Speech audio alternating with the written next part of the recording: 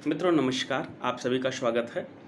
मित्रों, अक्सर हम लोग पितृदोष के बारे में सुनते हैं कि जीवन में अगर आपके कोई भी कर्म सफल नहीं हो रहे हैं, आप चाहे जितना प्रयत्न कर ले रहे हैं पर आपको सफलता नहीं मिल रही है, बार बार किसी न किसी माध्यम से रुकावट बन ही जा रही है। चाहे आपके कैरियर में रुकावट बन रही है, आपके व्यापार में रुकावट बन रही है, आपके किसी भी क्षेत्र की भौतिक या आध्यात्मिक आर्थिक कैसी भी उन्नति में रुकावट बन रही है, आपका विवाह नहीं हो पा रहा है उसमें रुकावट बन रही है, आप जितनी मेहनत कर रहे हैं उतनी मेहनत से आपको सफलता नहीं मिल पा रही है और ऐसा बार बार हो रहा है, तो ये पितृदोष के लक्षण हो सकते हैं। पितृदोष आपके जीवन में मुख्य भूमिका निभा रहा है, ऐसा माना जा सकता है। कुंडली में बहुत सारे योग हैं जिनसे पितृदोष को देखा भी जा सकता है। कुंडली में अगर बृहस्पति खराब हो जाए, राहु खराब हो जाए, सूर्य खराब हो जाए, तो पितृदोष कहीं ना कहीं तैयार हो जाता है।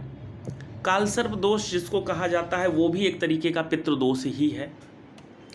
मित्रों, आखिर किया क्या जाए और कोई भी उपाय करने के बाद ये कैसे जाना जाए कि ये पितृदोष ठीक हुआ या नहीं ठीक हुआ। इसके लिए सबसे पहले अगर आपके पास आपके पूर्वजों की फ़ोटोएं रखी हैं, जैसा कि प्राचीन परंपरा रही है कि लोग अपने अपने पूर्वज की फ़ोटो रखते हैं अपने घरों में, तो अपने दोनों पक्ष के पूर्वजों की फ़ोटो को लेकर के और उन फोटोओं पर आप एनर्जी स्कैनिंग के माध्यम से ये जानकारी प्राप्त कर सकते हैं कि पितृ आपसे प्रसन्न हैं या नहीं हैं, आपके परिवार में पितृ प्रसन्न हैं या नहीं हैं, उनका आपके परिवार में आशीर्वाद आ रहा है या नहीं आ रहा है। ये आजकल देखने का बिल्कुल एडवांस तरीका है, आप इसके माध्यम से पहले जानकारी कर लीजिए। जानकारी के अतिरिक्त यदि लक्षण भी ऐसे ही हो रहे हैं जो कि मैंने पीछे बताया और साथ में ये भी आ रहा है कि स्कैनिंग में दिख रहा है कि पितरों का आशीर्वाद नहीं आ रहा है, तो उसको आप पितृदोष मान सकते हैं। इसके बाद जो है, आप किसी भी अमावस्या के दिन पर पितृदोष के उपाय के लिए आप फलों का दान कर सकते हैं, गरीबों में कर सकते हैं, साधु संतों महात्माओं में कर सकते हैं, पुजारियों को कर सकते हैं, ब्राह्मणों को कर सकते हैं, लेकिन ये धर्म कर्म करने वाले ब्राह्मण होने चाहिए, वैदिक ब्राह्मण होने चाहिए, जो त्रिकाल संध्या करते हों ऐसे ब्राह्मण होने चाहिए, तभी लाभ मिल पाएगा, अन्यथा नहीं मिल पाएगा। और साथ में यदि आप सक्षम हैं तो वैदिक रीत से श्राद्ध कर्म करा सकते हैं और गौशाला में गायों को चारा खिला सकते हैं, फल खिला सकते हैं। ये सब का सब आप पितरों की कामना से, उनकी प्रसन्नता की कामना से खिलाएंगे। आप पितृतर्पण यदि करना चाहते हैं तो पितृतर्पण कर सकते हैं और अपने घर में पितृपक्ष में पितरों से संबंधित जो हवन होती है वो करा सकते हैं। पितरों का जो भी कर्मकांड होता है, श्राद्ध कर्म, वो करा सकते हैं। ये सब कराने के बाद पितृदोष समाप्त हो जाता है। अब आप कैसे जानेंगे कि पितृदोष समाप्त हुआ या नहीं? इसके प्राचीन भी तरीके हैं और एडवांस तरीके भी हैं। प्राचीन तरीका ये है कि जब आप श्राद्ध कर्म करते हैं और श्राद्ध कर्म करने के बाद कोई भी कौवा आ करके आपने जो श्राद्ध की पिंड बनाए हैं उन पिंडों को खा लेता है या सिर्फ अपने चोंच से टच कर लेता है, तो ये मान लिया जाता है कि पितृदोष समाप्त हो गया है। और यदि ऐसा नहीं होता है तो ये माना जाएगा कि पितृदोष समाप्त नहीं हुआ है।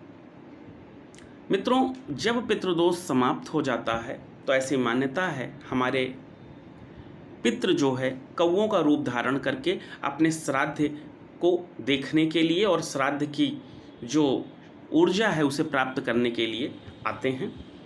और अगर वो अपना चोंच उस पर टच कर लेते हैं या साध्य कर्म के जो पिंड हैं उनको ग्रहण कर लेते हैं, तो ये माना जाता है कि वो आपकी पूजा से पूरी तरह संतुष्ट हैं, प्रसन्न हैं और आपका पितृदोष समाप्त हो जाता है। इसके बाद आपके जीवन में वो बाधाएं भी खत्म हो जाती हैं।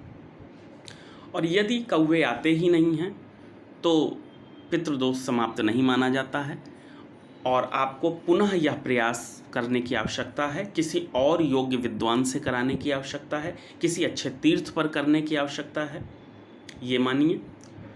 और यदि कौवे आते हैं पर टच नहीं करते तो इसका मानना है कि वो आ तो गए हैं पर अभी भी उनकी नाराज़गी खत्म नहीं है। ऐसी स्थिति में आपको पुनः पूरी श्रद्धा से उनसे क्षमा याचना करनी चाहिए। कभी कभी सिर्फ क्षमा याचना करने के बाद ही वे कौवे आपके पिंड के उस स्वरूप को ग्रहण करना प्रारंभ कर देते हैं, तो उससे पितरों की प्रसन्नता मानी जाती है। और यदि आप साधारण दान धर्म करके ही पितृदोष खत्म कर रहे हैं तो वैसे स्थिति में आप सिंपल सा ऊर्जा स्कैनिंग के माध्यम से इस चीज़ को देख सकते हैं।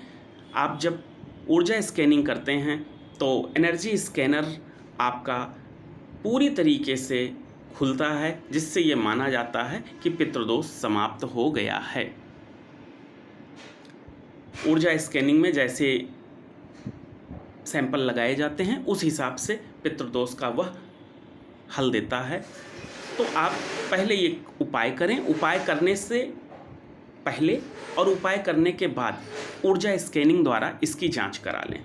जब आप इसकी ऊर्जा स्कैनिंग से जांच कराएंगे तो आपको यह जानकारी प्राप्त हो जाएगी कि पितृदोष समाप्त हुआ या नहीं हुआ। आज के ये नए युग की जो ये टेक्नोलॉजी है इसका भी आप लाभ लें, पूरी तरीके से लाभ लें। आज के दौर पर लगभग जो अच्छे एस्ट्रोलॉजर हैं या जो वास्तु का काम कर रहे हैं, ये सब लगभग एनर्जी स्कैनिंग का उपयोग कर रहे हैं।